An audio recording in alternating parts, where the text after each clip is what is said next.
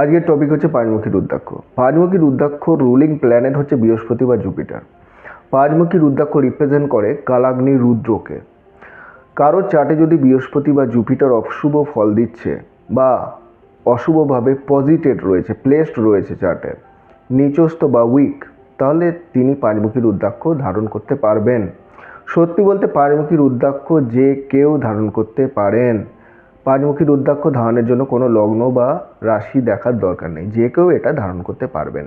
ফেম, সৌভাগ্য, মানসিক শান্তি এগুলো আনার জন্য পাঁচমুখী রুদ্রাক্ষ ধারণ করা হয়ে থাকে। এবং দারিদ্রতা দূর করার জন্য, অর্থাৎ পাঁচমুখী, এটা বলা হয়ে থাকে যে পাঁচমুখী রুদ্রাক্ষ ধারণ করলে দারিদ্রতা, সেই জাতকের দারিদ্রতা কখনো আসবে না। অর্থাৎ দারিদ্রতা দূর করার জন্য, দারিদ্রতা যাতে না আসে কোনো দিন, বা যারা আটার প্রভাবটির মধ্যে আছেন তারা পাঁচমুখী রুদ্রাক্ষ ধারণ করতে পারবেন এবং ধারণ করলেন বিশেষভাবে লাভবান হবেন। পাঁচমুখী রুদ্রাক্ষ বেশ কিছু রোগের নিরাময়ের জন্য ধারণ করা হয়ে থাকে, যেমন লিভার, কিডনি, ব্লাড প্রেশার, এই জাতীয় রোগের জন্য। যদি লিভার রিলেটেড বা কিডনি রিলেটেড কোনো প্রবলেম থাকে, ব্লাড প্রেশার, অ্যাসিডিটি, এই রিলেটেড যদি কোনো প্রবলেমস থাকে, হেলথ ইস্যু থাকে, তাহলে পাঁচমুখী রুদ্রাক্ষ ধারণ করলে বিশেষভাবে উপকার পাওয়া যাবে। বলা হয় যে কোনো ধরনের অ্যাক্সিডেন্টাল ডেথ অ্যাভয়েড করার জন্য 3টি পাঁচমুখী রুদ্রাক্ষ ধারণ করা উচিত।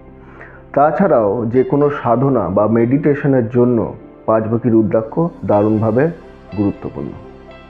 তাহলে আজকে আমরা পাঁচমুখী রুদ্রাক্ষর উপকারিতা নিয়ে আলোচনা করলাম। নেক্সট ভিডিওতে আমি নতুন কোনো টপিক নিয়ে আলোচনা করব। ভালো থাকবেন, ধন্যবাদ।